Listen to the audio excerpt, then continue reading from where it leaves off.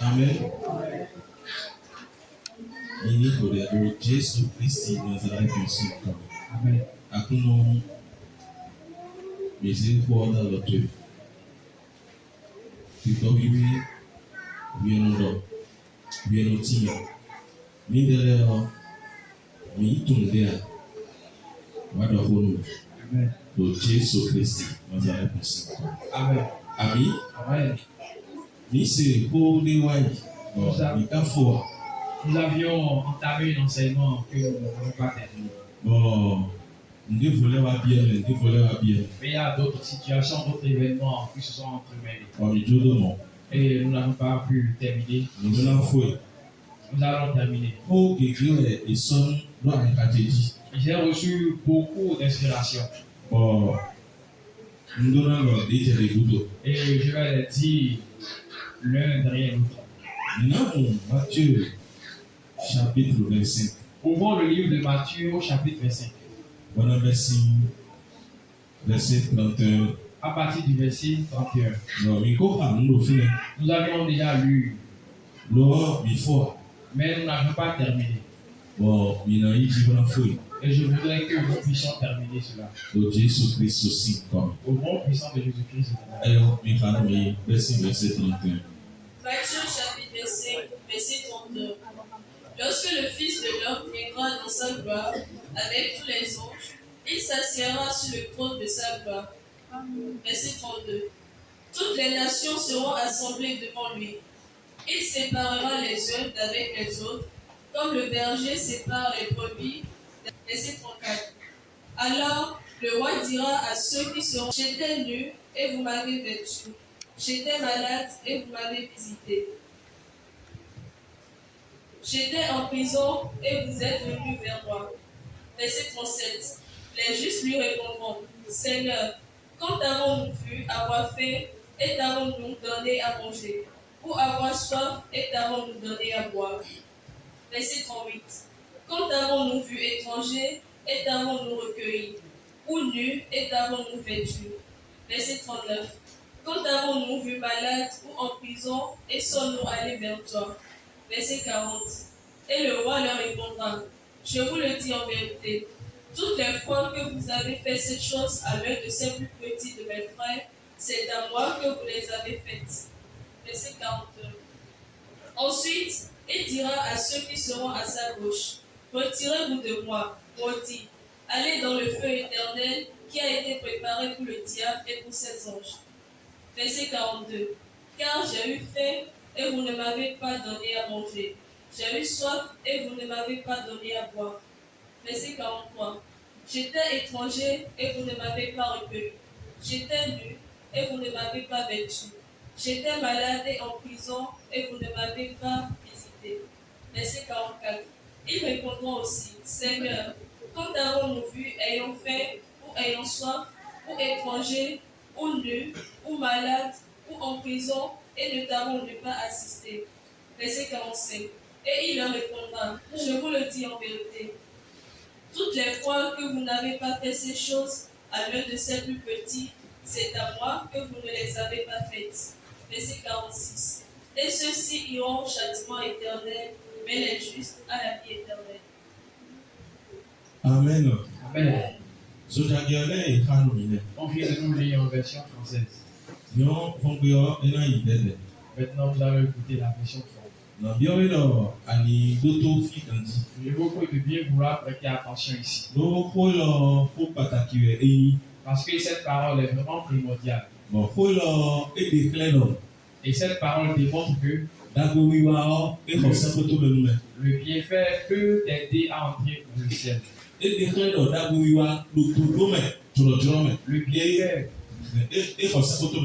bienfait dans la justice peut t'aider à entrer au ciel. Et ça peut t'ouvrir les portes pour entrer au ciel. Amen. Ce qu'on vient de nous lire. Matthieu est à Quato, il camé dans le pouvoir. Ministère Jésus-Christ, Nazareth aussi, il comme. Amen. Oui, il y a tout bien dans les coins. Pour sous ce coup, il y a ça pour les biketimo. Oui, il y a tout bien dans les coins. Pour sous ce coup, il y a ça pour les biketimo.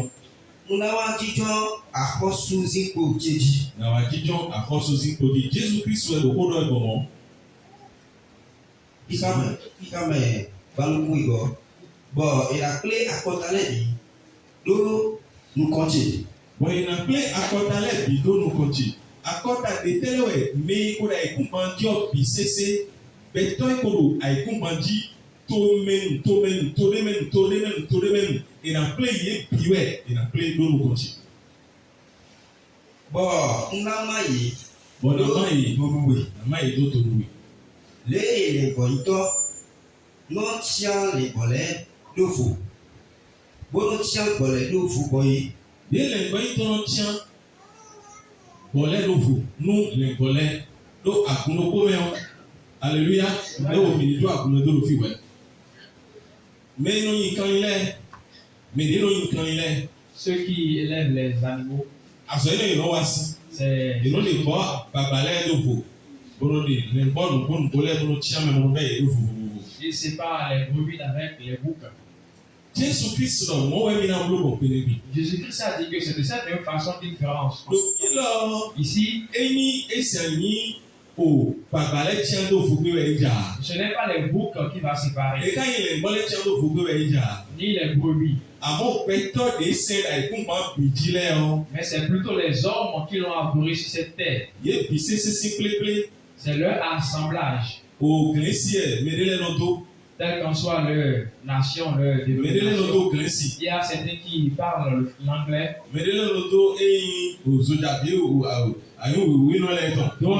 D'autres qui parlent le français. Diverses langues. Toutes ces nations se rassembleront. On va les rassembler dans un endroit et ils viendront devant Dieu. Et il va les séparer chacun. Ceux qui ont fait du bien, on les mettra de côté. Ceux qui ont fait le mal, ils iront d'autre côté.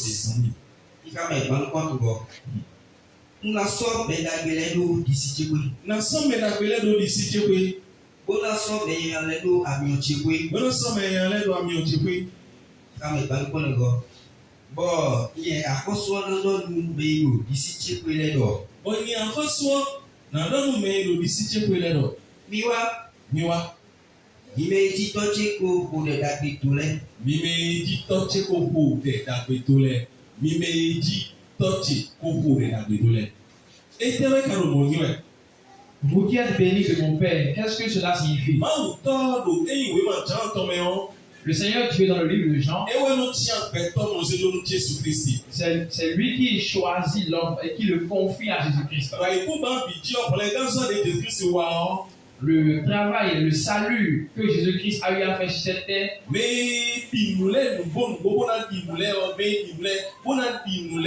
ceux qui ont cru en vérité, c'est le Père même qui les choisit et les confie à Jésus-Christ. Raison pour laquelle Jésus-Christ a dit dans le livre de Jean, chapitre 12, chapitre 17, il a dit que ceux que tu m'as confiés, je ne les ai point perdus. Je les ai entretenus, je les ai protégés en ton nom. Amen. Amen. Alléluia. Amen. Sami. Miwai akosulu ba utosi nunda be eko soda yi numi si wewe ba ukodo pe odo koi. Miwai nunda be ma oko soda yi numi ma oko so nunda be dai no neile si wole ma oko pe ma oko soda yi noye ma oko da yi noye. Sami. Kame kwaton bon, nous obéissons. Bominan Dudumi. Kokumi. Bominan Simi. Uni Jono. Bomi yimi do kwe mitombi. Amen. Ba. Panton Dukugo. Adoko do bramondo ya. Alléluia. Amen. Au fond, comme si koda ka bo pom fi.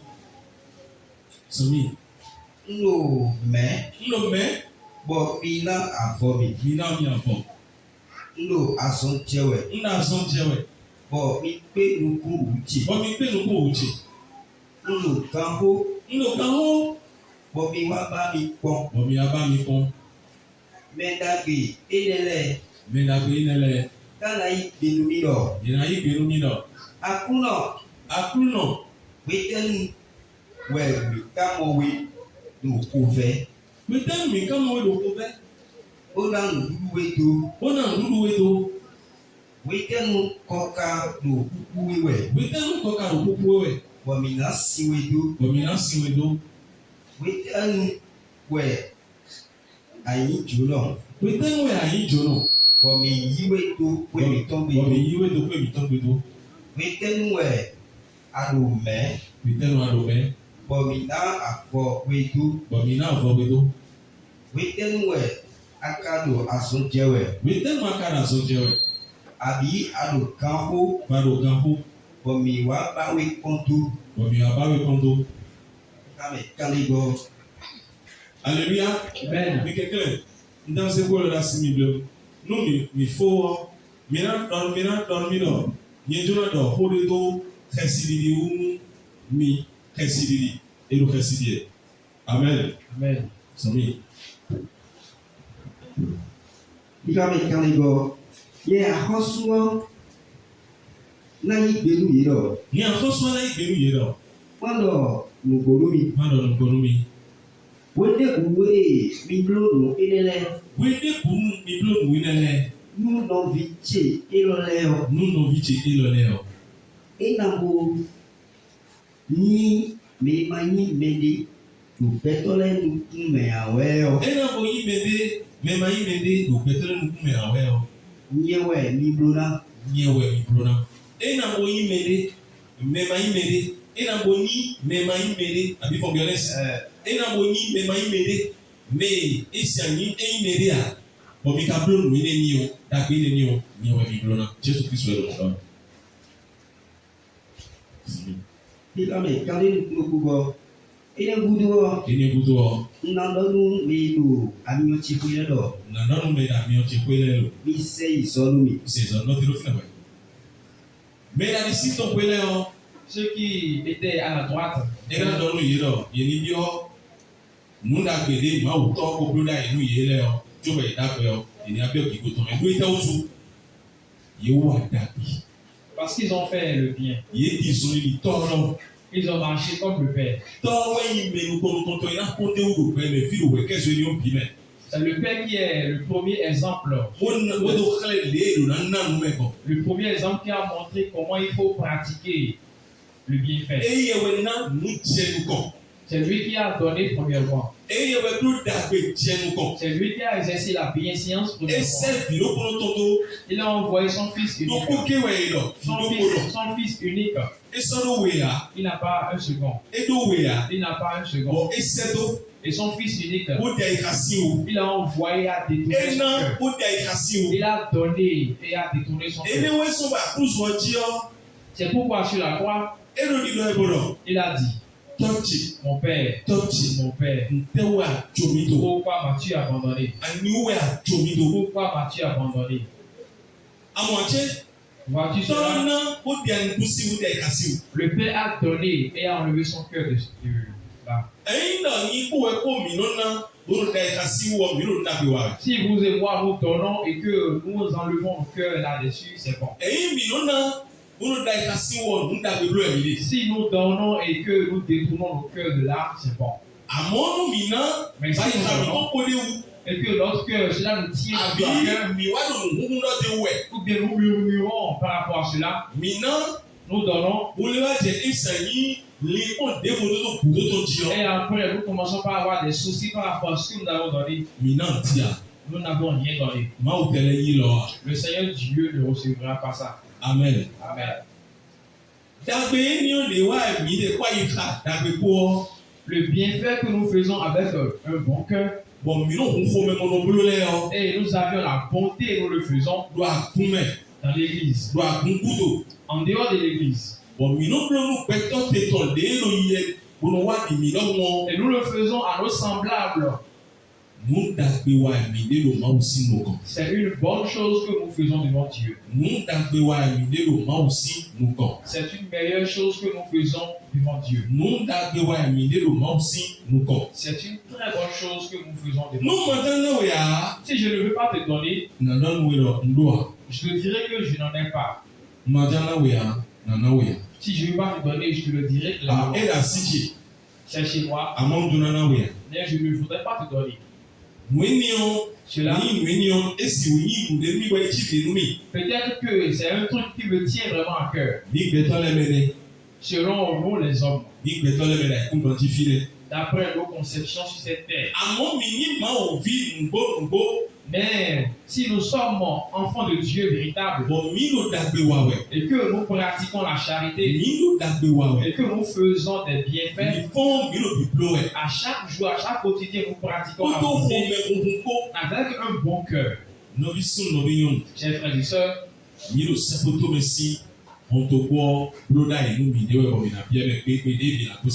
ces œuvres vont nous ouvrir les portes célestes et nous allons entrer au ciel. Nous allons entrer au ciel. Alléluia. Amen. Le bienfait, la charité, la bonté, les bonnes choses. Et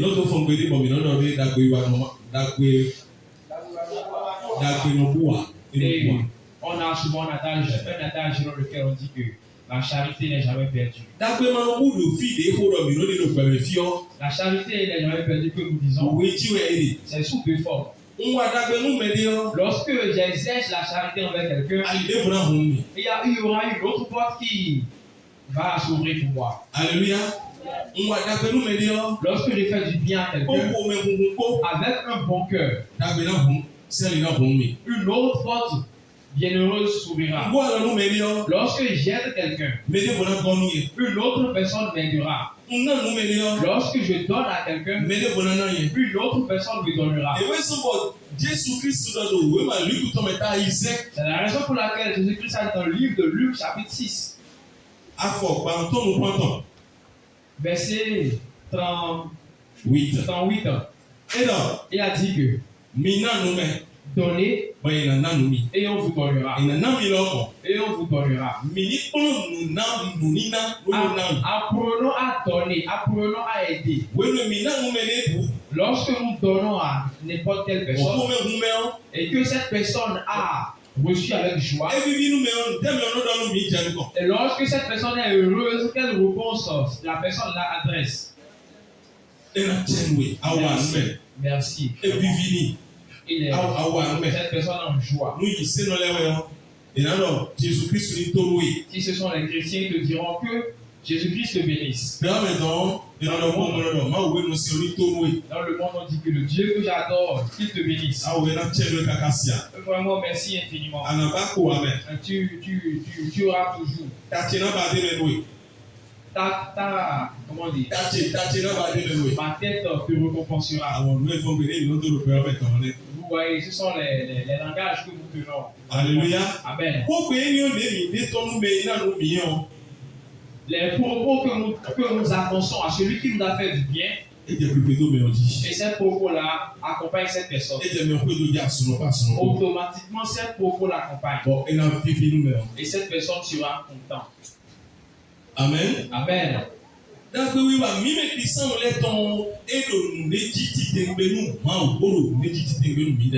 Le bienfait de nous, les chrétiens, est très primordial devant Dieu et pour nous également. C'est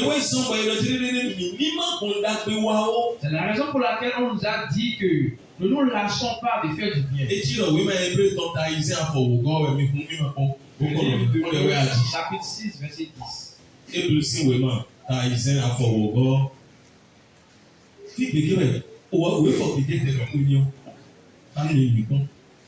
Hébreux 6, verset 10. Car Dieu n'est pas injuste pour oublier votre travail et l'amour que vous avez montré pour son nom, ayant rendu et rendant encore des services au sein.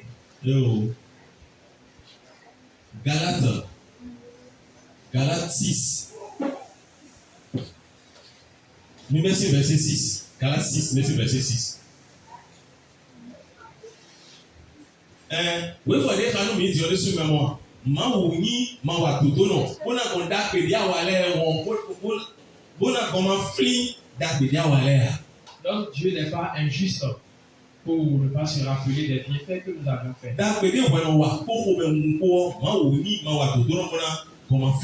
Le bien que toi tu fais, Dieu n'est pas injuste pour ne pas se rappeler de bien. Ils ont dit que Corneille a autant fait de bien. Il a tellement fait de bien. Corneille ne connaissait pas Jésus-Christ. Il n'était même pas sauvé. Mais pourtant, il pratiquait le bien. Il pratiquait le bien. Il pratiquait le bien. Quand il faisait le bien, le Seigneur Dieu avait des récompenses à lui donner. Et le Seigneur le regardait. Et tous ces biens, les biens qu'il faisait auparavant, Dieu voyait tout. Dieu voyait tout.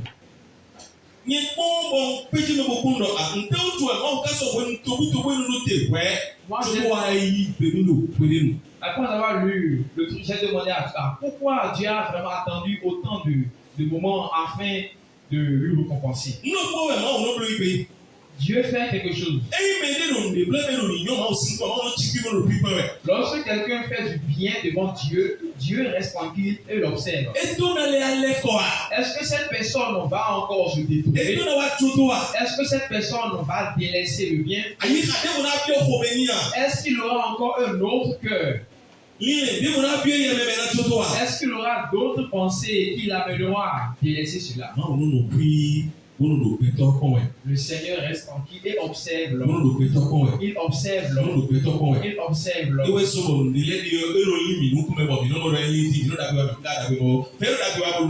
C'est la raison pour laquelle on se dit qu'on fait du bien mais on ne le retrouve pas. Et c'est de persévérer dans le bien. Notre Dieu n'est pas injuste pour ne pas se rappeler. Faites du bien. La charité ouvre beaucoup de portes. Tu seras en train de persévérer dans le bienfait. Et un jour, le bienfait que tu feras va t'amener, va t'ouvrir une grande porte. Le bienfait. La charité de notre la charité à exercer envers son prochain. Dieu t'observe dans cela. La manière dont tu matérialises, il voit. À chaque instant, à chaque moment, il t'observe. Amen. Amen. Alléluia. Amen. Mais tout comme tout le film, il a dit alléluia.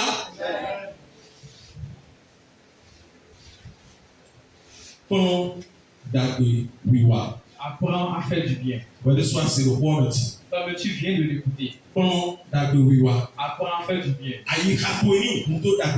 Que ton cœur s'ouvre à la charité.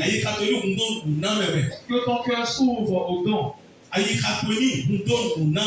que ton cœur s'ouvre aux bonnes choses. Je vais te redire. Que ton cœur s'ouvre à la charité.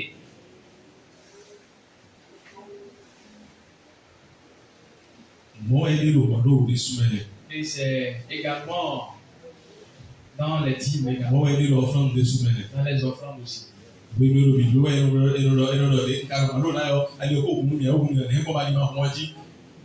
Lorsqu'on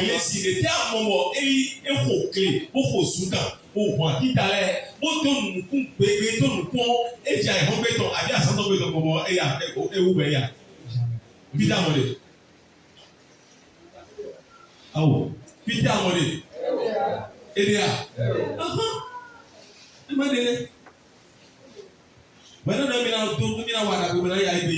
Donc tu vas dire qu'aujourd'hui tu vas faire du bien automatiquement.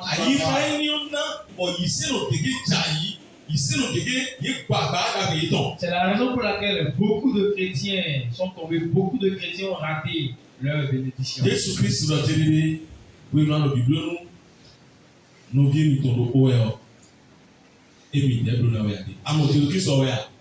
Jésus-Christ a dit que lorsque tu fais du bien à l'un de ses plus petits, c'est à lui que tu fais. Jésus comment?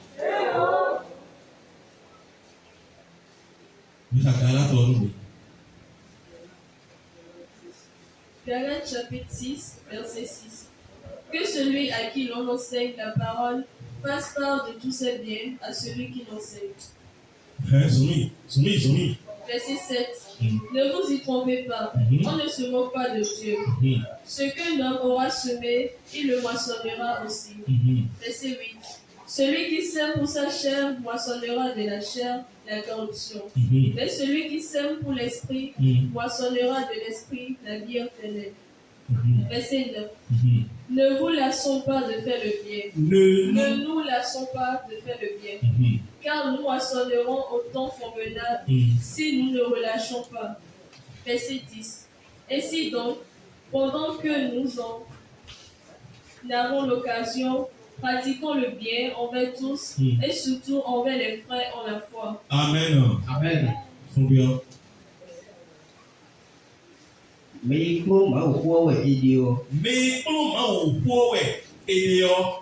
Edonama nudagbe do asitɔ le bi xa me yi do ma wò xɔ kplɔ wɛ. Edonama nudagbe do asitɔ le bi xa me yi do ma wò xɔ kplɔ wɛ. Nyiwɛ dɔ mɔ amɛ. Alléluia. Amen. Nyiwɛ dɔ mɔ a.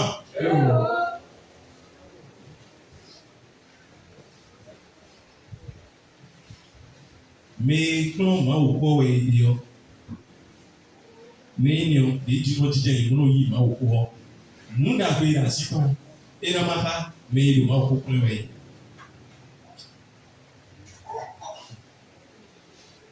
Amen. Amen. Mituma Abraham do wetono edo so mando oto bi mo se jonu be Melchizedek était Melchizedek no lo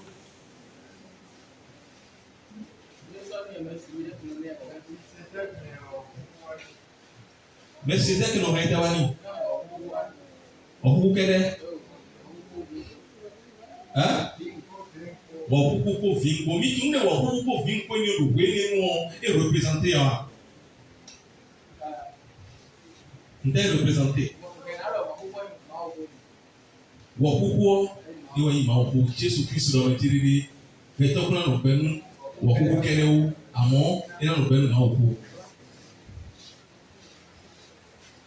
But John that is seven of the Christ, let me there way.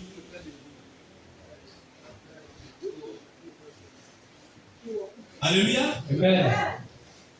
Nous n'avons pas Abraham Sio et le dîme de tout. Et Abraham non. Abraham donnait la dîme de toutes ces choses. Et normalement, nous, Abraham doit plutôt un homme il donnait la dîme de toutes ces choses. Mais si c'était que nous avons et Melchisédek l'apportait du pain et du vin. Et il mangeait. Abraham,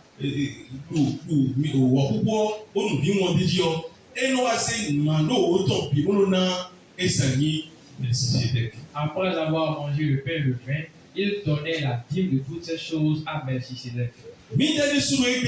Nous aussi aujourd'hui, nous recevons la parole de Dieu. Nous mangeons la parole de Dieu. On prie pour nous. Les bénédictions que nous avions, nous devons les faire part à ceux qui nous enseignent. Ce n'est pas nous qui demandons cela. Et nous ne demandons pas à quelqu'un. Mais lorsque nous avons lu la parole, et nous avions eu la conviction que c'est la parole de notre Dieu, qu'est-ce que nous allons faire dessus? On sera obligé de mettre ça en pratique. Amen. Amen. Mais est-ce que tout le monde est éveillé? Continue. Vidéo.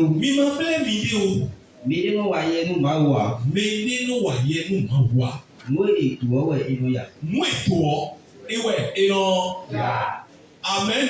Amen. Ce qu'un homme sème, il moissonnera.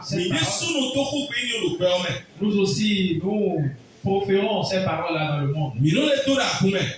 Et dans l'église également. Nous disons souvent que ce que l'homme a semé, il moissonnera. Alléluia. Amen.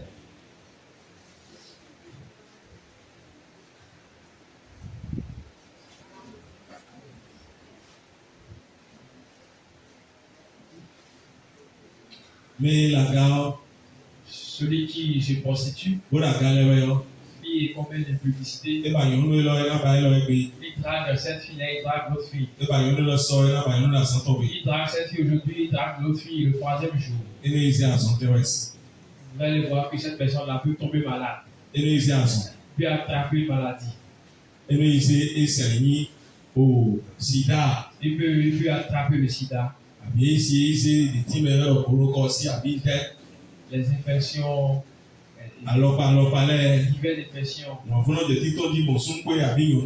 Il y aura des raies de tête qui sortiront. Parce que c'est ce qu'il a semé et il est en train de moissonner cela.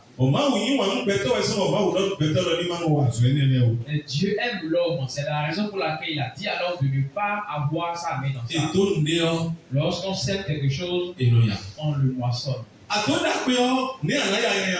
Si tu sèmes le bien, comment moissonneras-tu le bien? Si tu sèmes le bien, tu moissonneras le bien. Donc, essaie d'apprendre à faire du bien. Ce qu'on sème, c'est ça qu'on récolte.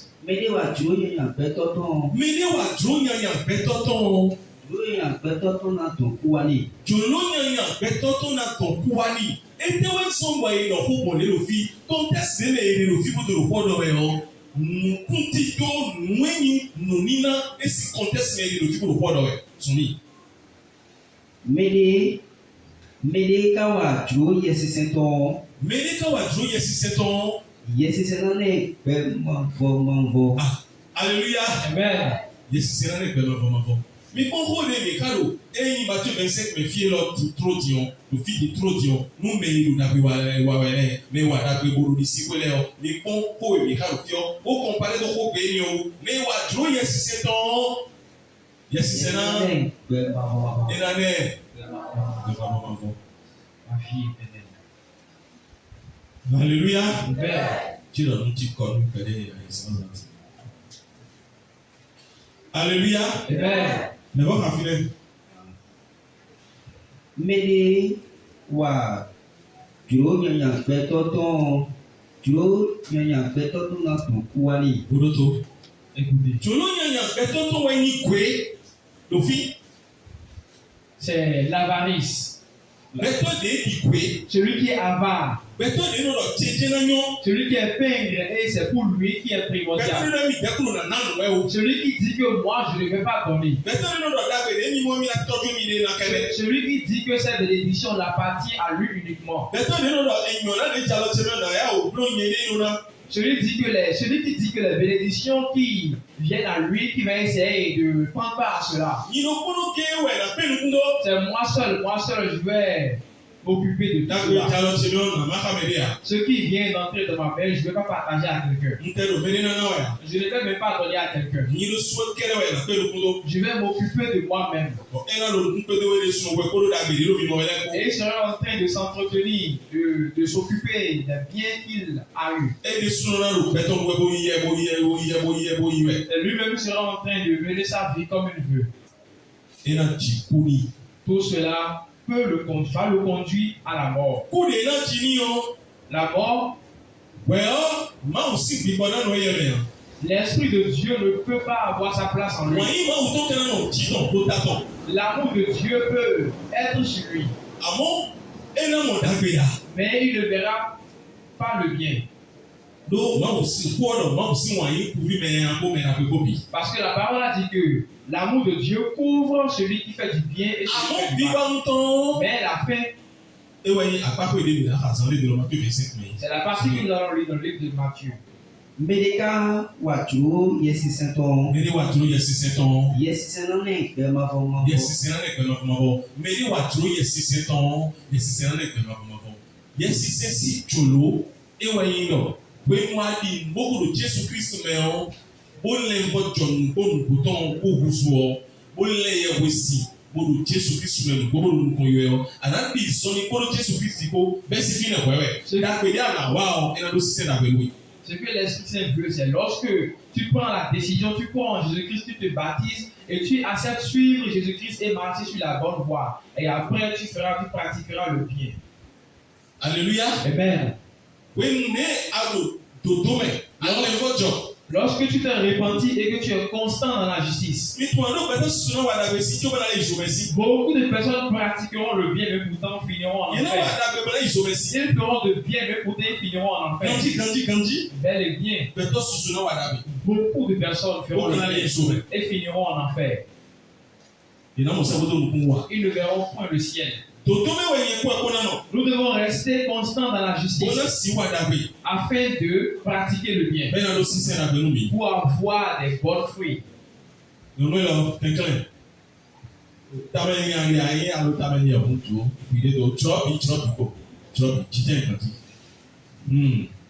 Amen.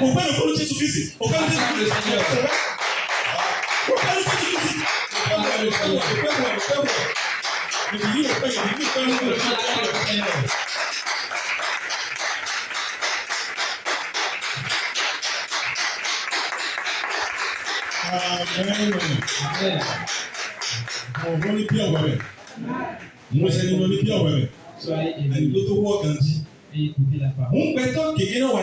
Beaucoup de personnes pratiqueront le bien et finiront en enfer. Parce qu'ils ne le sont pas dans la justice. Ils ont fait du bien et ils ont murmuré après l'avoir fait. Ils ont fait du bien et ont eu de mauvaises pensées. Cela ne donnera pas de fruit.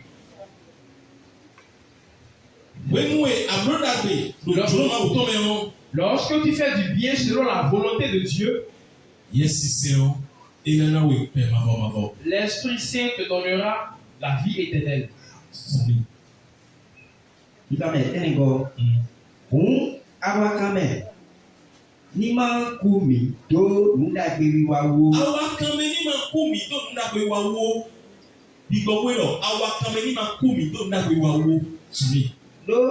Nous awakame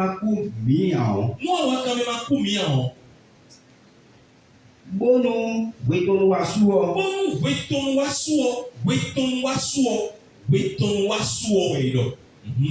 Minamo ajotonyi. Minamo ajotonyi.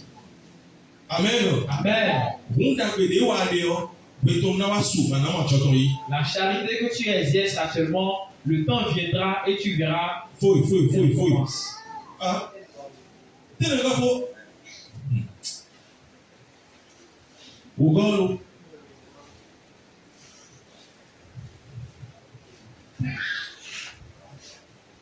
Amen. Amen. Le bienfait. La charité. Ouvre les portes. À cause de la charité et les prières qu'on peut faire pendant les filles. On suit l'émission de l'eau. Et Côte d'Ivoire, c'est chaîne. J'ai suivi une émission sur la chaîne ivoirienne. Ça va être bien longtemps. Bon, une autre émission aussi, thème général, les hommes d'ici. Et le thème était les hommes d'ici. Bon. Et dans l'enseignement, il disait, dans le débat qu'il faisait, il disait, une personne a dit, et nous, il y a prophètes locaux, il y a musulmans, il y a des pasteurs, mais les mettons ordinaires les dessous, autour de ce débat étaient conviés les hommes religieux. Le musulman a dit, il a dit, lorsqu'il prie pour quelqu'un, cette personne lui apporte son offrande. Lorsque il prie pour cette personne, la bénédiction que cette personne recevra, cette personne s'appelle et appelle. C'est la manière dont eux, ils fonctionnent. S'il prie pour quelqu'un, les bénédictions qui lui reviennent, cette personne va lui apporter. Lorsque cette personne apportera toutes les paroles qu'il va proférer sur cette personne prendront effet immédiatement. La prière qu'il a faite, il verra l'accomplissement. Il a également ajouté, lorsque vous regardez dans le courant, et il a bien ajouté la Bible, que vous allez voir que les anciens prophètes, ils avaient cette pratique-là. En ce moment, dans la Bible, il n'a pas bien décrypté. Lorsque les anges annoncent quelque chose, qu'est-ce qu'ils font?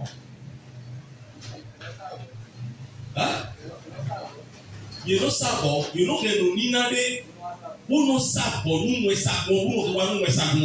apportaient les offrandes et faisaient leur sacrifice. Et il disait que la révélation que j'ai eue, que cette révélation-là puisse prendre effet. C'est ce qu'il veut. Sur le territoire israélien, c'est ce qu'il désire.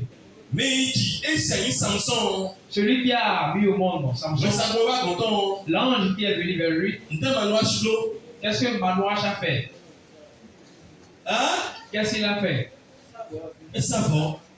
Il a fait des sacrifices. Gédéon aussi. Lorsque l'ange lui a apparu, la même chose qu'il a fait.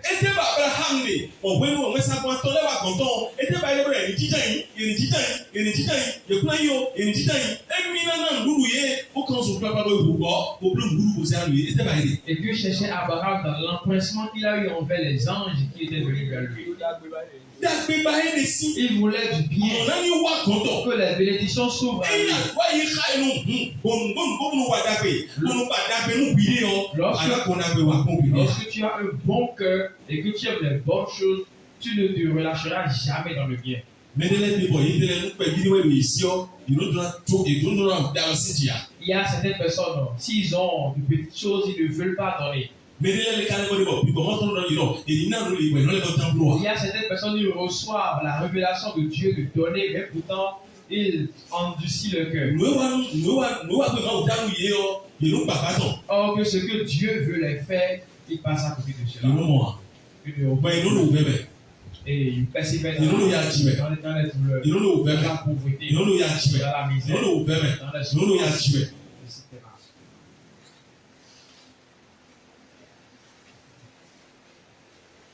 Alléluia. Amen. Alléluia. Amen. Sorry. Continue. Amen. Wogo. Ei mo no vilegi. Ei mi mo da pe wasi ali wede bu. Mini no wa ku mebi. Do tadio. Nu no bi do bibi mere. Mi mo dagbe wa san li ohun mi nínú wa mebi do tadio me no didi mele me de do didi mele. Si nous trouvons des occasions de faire du bien, faisons-le plus précisément pour les frères dans la foi. Bon. Comme des fois tu as dit, c'est juste une parole qui sort. Comme des fois tu as dit quelqu'un dans l'église. Comme des fois tu donnais quelque chose à et tu persévères dans cela. Tu continues à aider la personne. Le Seigneur Dieu te récompensera. Le Seigneur Dieu te donnera. Il te récompensera. Au nom puissant de Jésus-Christ. Ne te relâche pas. Continue. Persévère dans la charité. Continue. Si tu donnes quelque chose à quelqu'un, cette personne refuse. Essaie de lui dire, s'il te plaît, prends ce que je te donne.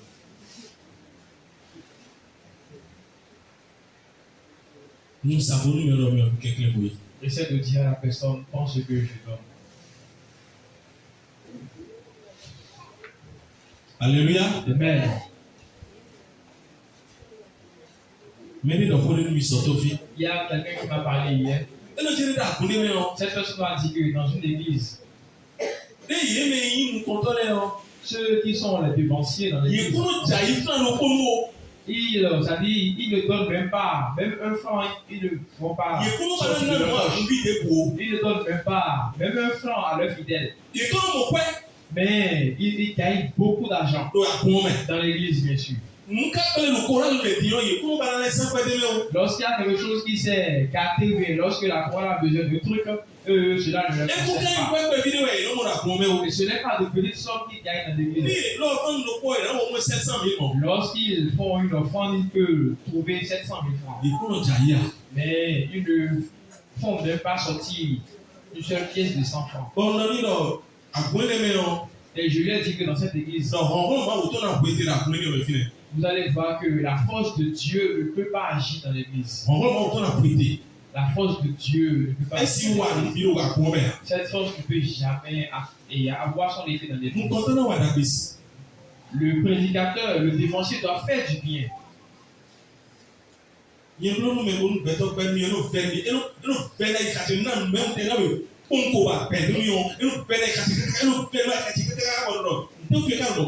Si moi je vais faire du bien à quelqu'un que cette personne refuse, cela me fait vraiment mal au cœur.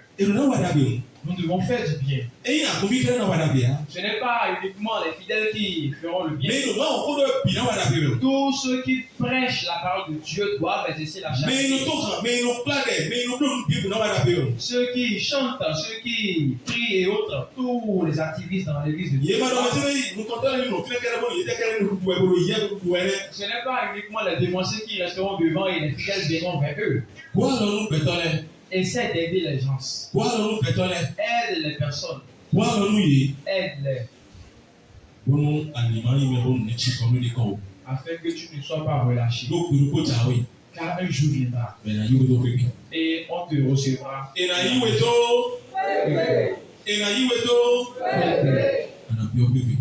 Tu entreras dans la maison. Matthieu 25, verset.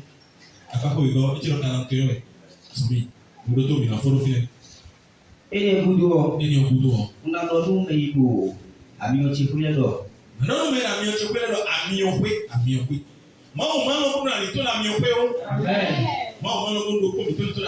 Amen. Agnato la miokwea. Le Jésus Christ Nazareth aussi comme. Agnato la miokwea. Sumi. Mise izonumi. Eblaou. C'est pitoyable. Mime baruko do wenale. Mime baruko do wenale. Mi Jésus mano chipede ame. Mi Jésus mano chipede ame auto. Le feu qui ne s'éteint point. Il y a un pasteur qui a dit que le feu là s'éteint. Une fois lorsque Dieu met les hommes dans ce feu là, après il va ressortir.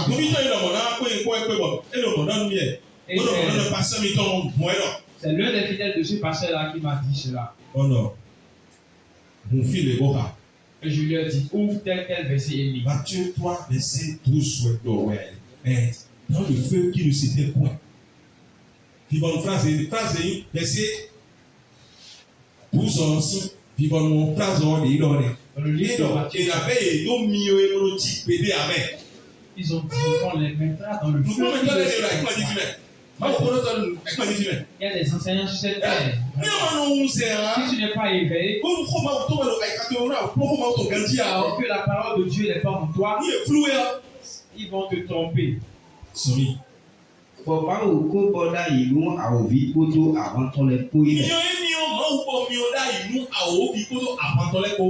dire que le feu éternel a été préparé pour le diable et ses anges. Et Dieu n'a pas fait ce feu-là pour les hommes. Dieu ne veut pas mettre les hommes en enfer.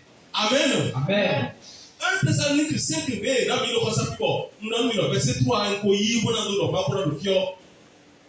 et dans le verset 9,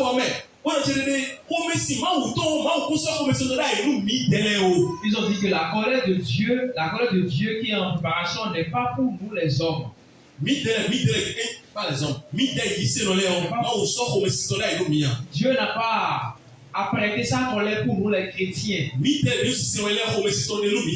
Nous qui adorons Dieu.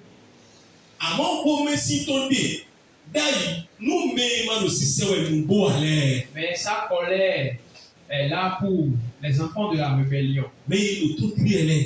Les fils de la rébellion. Ceux qui ne veulent pas adorer Dieu en vérité. Et je vais te dire,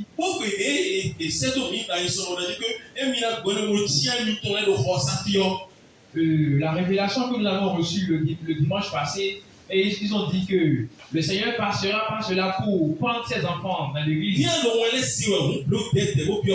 Lorsque tu reçois les révélations, fais attention à toi.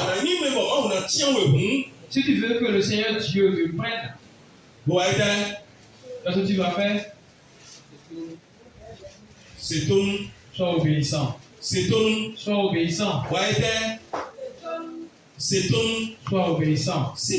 Sois obéissant. No ovesimi. Bomite nulumi.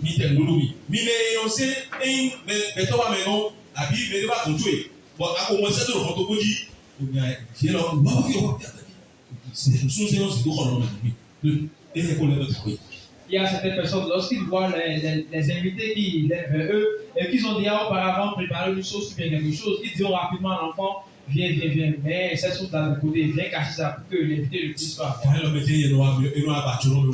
Lui, souvent, c'est à cette heure-là que lui vient, souvent pour rendre visite. Moi, je n'ai que de la farine, et voilà que lui vient maintenant. Si on dit d'aller visiter quelqu'un à l'église, est-ce que c'est au moment où moi je suis en train de préparer ou bien que je vais devoir manger que lui va venir? Vraiment, ça, c'est quoi ça? C'est souvent à l'heure du repas que lui vient. C'est frère et sœur. Si tu es ici et que tu fais cela, réponds-toi. Si tu as ce cœur et cette pensée de bien vouloir répondre, partage ton manger avec ton prochain.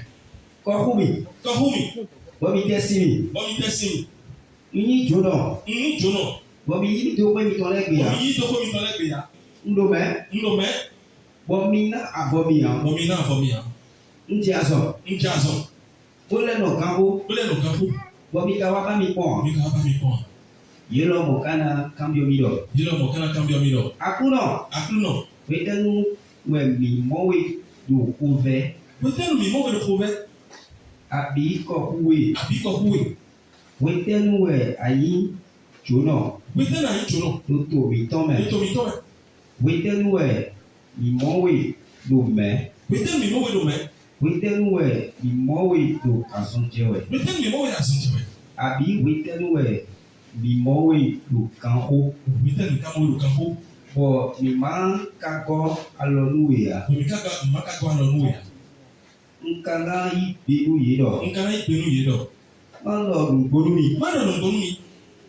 Wete buwe mi pe nu enele blonu mede.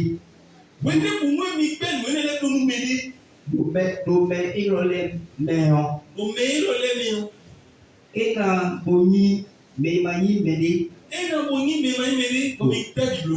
Do betole si lukume aweo. Yewe mi be bloblona.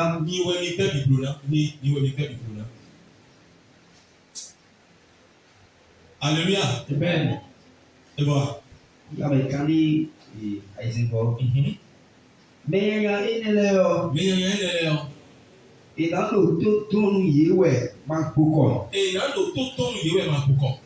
Bo me blojo ma uton le na yimo be mavo.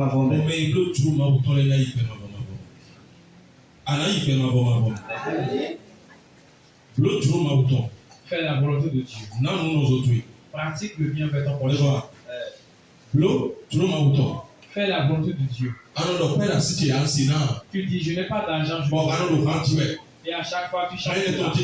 À chaque fois, tu dis cela. Je n'ai pas. Je n'en ai pas. Lorsque la bouche profère quelque chose. Alléluia. Écoute. Notre bouche. Attention. Si tu ne fais pas attention à ta bouche, tu me vois ici, ma bouche, si je dis quelque chose, automatiquement je vois l'effet. Je vois l'effet directement. Fais attention à ta bouche. La Bible a dit que il y a la vie et la mort sur nos langues. Lorsque tu dis je n'ai pas, cela sera une corde qui va t'attacher. Et tu n'en auras point. Tu n'en auras pas. Parce que tu dis souvent que tu n'en as pas. Et tu vas souffrir. Tu te diras que ce sont les esprits qui te bloquent. Tu te diras que ce sont les sorciers qui sont derrière toi.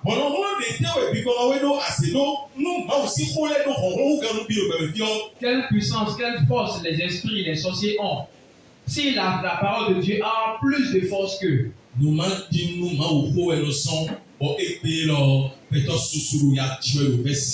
C'est le fait de ne pas avoir la foi à la parole de Dieu. On dit aux hommes, pratiquez la charité. Pratiquez le bien. Et donner avec un bon cœur. Raison pour laquelle les Nigérians, les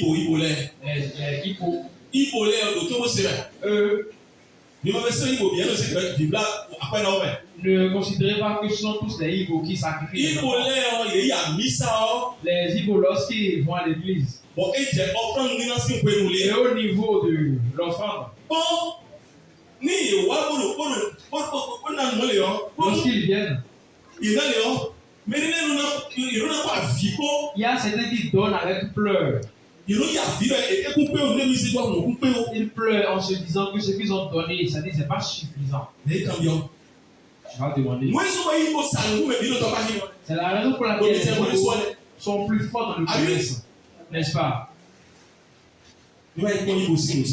Allez voir le commerce des Igbo. Ils sont bien scients dans les églises. Ils pratiquent la charité avec un bon cœur dans l'église. Ils font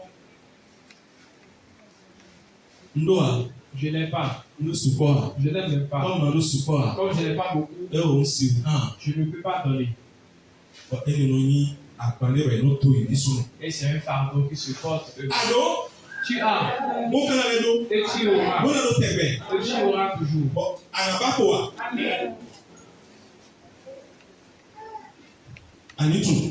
Faudrait que tu saches. Sache que tu as.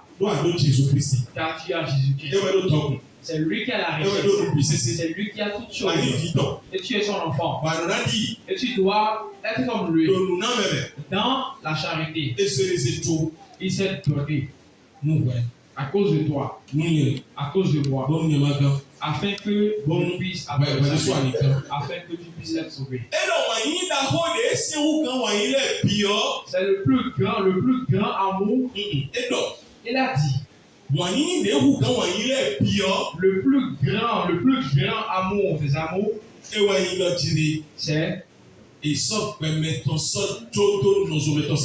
on sacrifie sa vie pour son prochain. C'est ce que Jésus-Christ a fait. Mais toi, tu ne vas te sacrifier pour moi. Est-ce que tu peux accepter qu'on te tue pour moi?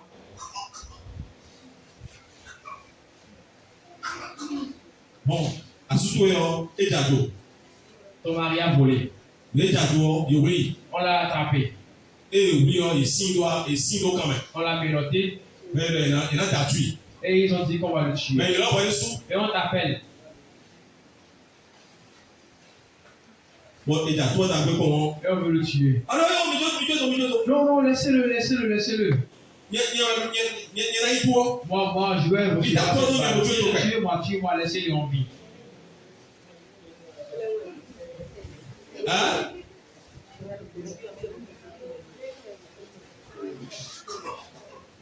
Mais ils sont ceux qui peuvent faire cela.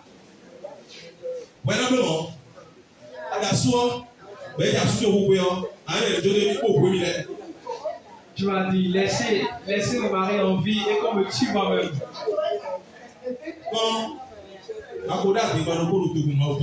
Tu as bien menti devant. Parce que tu ne peux pas le faire. Personne ne peut le faire. Jésus-Christ seul. Jésus-Christ seul. C'est le seul qui a fait cela. Et c'est fini. Personne ne peut accepter se sacrifier pour une autre personne. Mais on y a son si la personne est malade et que c'est son cœur qui est souillé, mais son cœur ne fonctionne plus et qu'on doit changer le cœur. Alléluia. Amen. Mais le fils va lancer cœur dans ce jour, il peut accepter donner son cœur. Et un dévouement, et un dévouement, à ce que ouais, il n'a pas développé de mon frère, tu dis oui, moi je donne mon cœur à mon mari pour que mon mari puisse rester en vie. Moi je peux accepter mourir. Qui peut faire cela? Ah, c'est gloire. Tu peux le faire. Mais c'est gloire. Qui peut le faire? Hein? Et le bon, moyen, ça montre que. Et pour parler de vous. Il reste. Hein? Mais c'est gloire. Personne ne peut le faire. Mais Personne ne peut le faire. Mais c'est gloire. Personne ne peut le faire. Tu ne peux pas accepter cela. Tu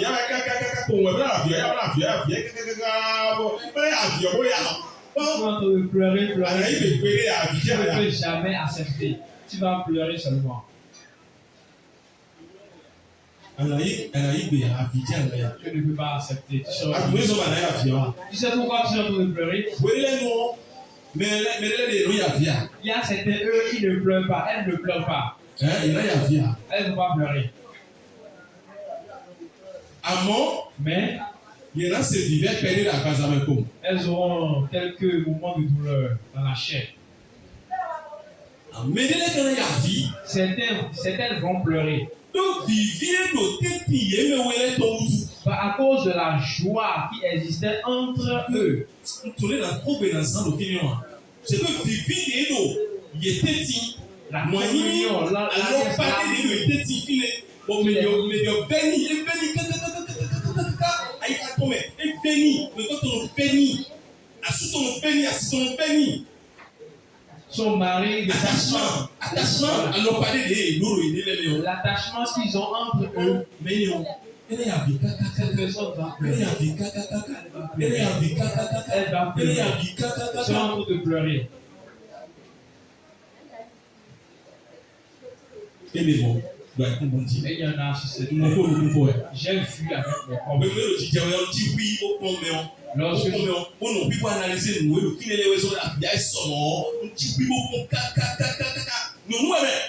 c'est une femme. Elle a pleuré.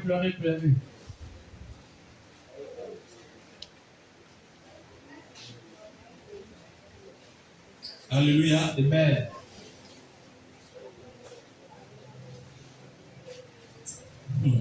Ni lorsque tu te maries et que tu as la paix avec ton mari, ta femme, et que tu as le cœur apaisé, tu seras bien heureux. Sois béni. Sois béni.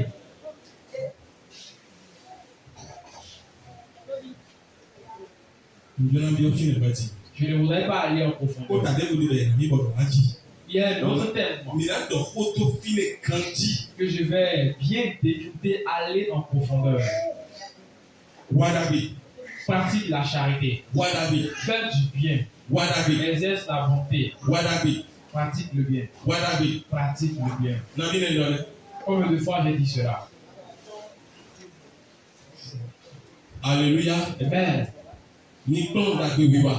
Apprenez à faire du bien. Et ne soyons pas des avares. Ne soyons pas des avares. Détournons de l'avarice. Ne soyons pas avares. Ne soyons pas cupides. Apprenons à faire du bien. Et que le Seigneur Dieu nous ouvrira de grandes portes. Et nous accordera de grandes choses. Il nous ouvrira de grandes portes. Nous serons bien. Nous aurons des aides. Ce que nous faisons à d'autres personnes, le Seigneur Dieu nous donnera. Le Seigneur Dieu utilisera des gens. Jésus-Christ, Amen. Amen. Amen.